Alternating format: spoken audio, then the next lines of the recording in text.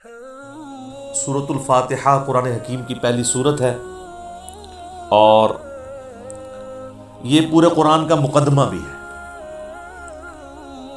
اس کو الفاتحہ بھی کہا جاتا ہے، یعنی کھولنے والی، یعنی قرآن اسی سے آ کے کھلتا ہے، یہ قرآن کی چابی ہے۔ احادیث میں اسے ام الکتاب بھی کہا گیا ہے، بخاری اور مسلم میں۔ لہٰذا یہ اس چیز کی متقاضی ہے چیز کہ ہم آج کا پورا لیکچر سورۃ الفاتحہ کو کور کریں، اور اگلے لیکچر سے ہم انشاءاللہ تعالی سورۃ البقرہ کا آغاز کریں گے۔ میرے بھائیو، سورۃ الفاتحہ قرآن حکیم کی وہ واحد سورت ہے کہ جس کی فضیلت قرآن میں آئی ہے۔ قرآن کی کوئی سورت ایسی نہیں ہے، انکلوڈنگ سورۃ الاخلاص بھی، کہ جس کی فضیلت قرآن میں آئی سوائے سورۃ الفاتحہ کے۔ اس لیے فضیلت کے اعتبار سے قرآن حکیم کی سب سے افضل سورت وہ سورۃ الفاتحہ ہے۔ اس کی سپورٹ میں انشاءاللہ بخاری اور مسلم سے احادیث بھی پیش کروں گا۔ قرآن حکیم میں اللہ تعالیٰ نے سورہ الحجر پارہ نمبر 14 میں آیت نمبر 87 ہے، اعوذ باللہ من الشیطان الرجیم، بسم اللہ الرحمن الرحیم، وَلَقَدْ آتَيْنَاكَ سَبْعًا مِّنَ الْمَثَانِي وَالْقُرْآنَ الْعَظِيمِ،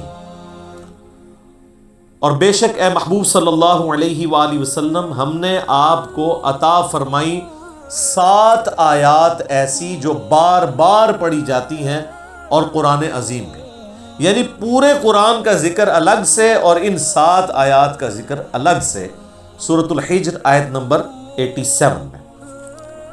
اور ظاہر ہے وہ بار بار دہرائی جاتی ہیں۔ دنیا کا کوئی بھی مسلمان ہو، اس کا تعلق کسی بھی مکتبہ فکر کے ساتھ ہو، کم از کم 5 نمازوں کی فرض رکعتوں میں 17 دفعہ تو سورۃ الفاتحہ وہ پڑھتا ہے، سنتیں اور نوافل اور وتر اس کے علاوہ۔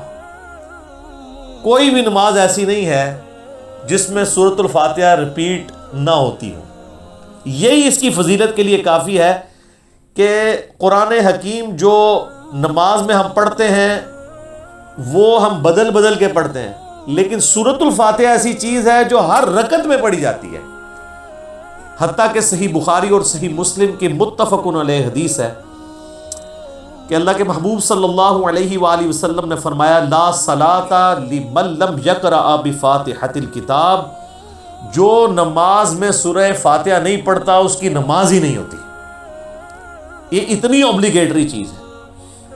یہ بات بھی اس کی فضیلت کے لیے کافی ہے کہ یہ قرآن حکیم کی نمبر 1 سورت ہے، اپنی ترتیب میں بھی مصحف کی اور اپنے فضائل کے اعتبار سے بھی۔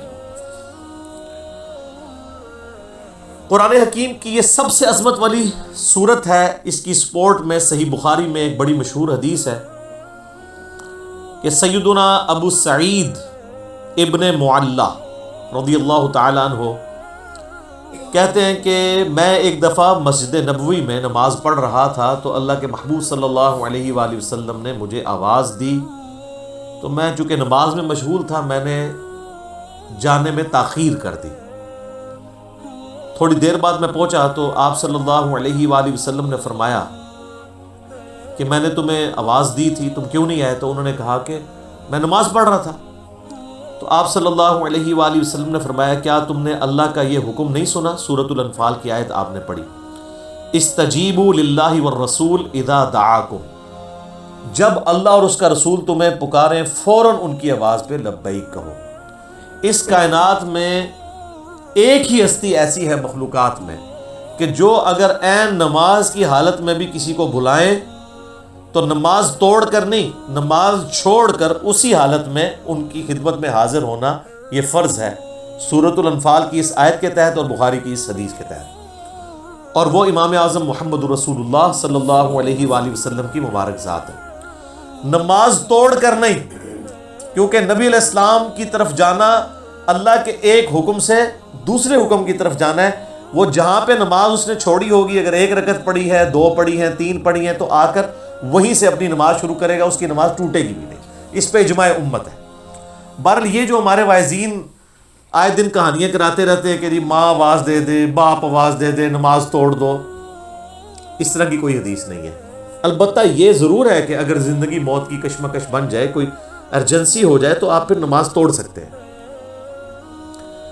لیکن نبی علیہ السلام کے کیس میں اگر بلایا جائے گا تو نماز توڑنی نہیں پڑے گی، بلکہ نماز وہیں پر چھوڑ کر آپ علیہ السلام کا حکم سننا پڑے گا۔ تو یہ آپ علیہ السلام نے ان کو تھوڑا سا یعنی ڈانٹ پلائی پیار محبت سے۔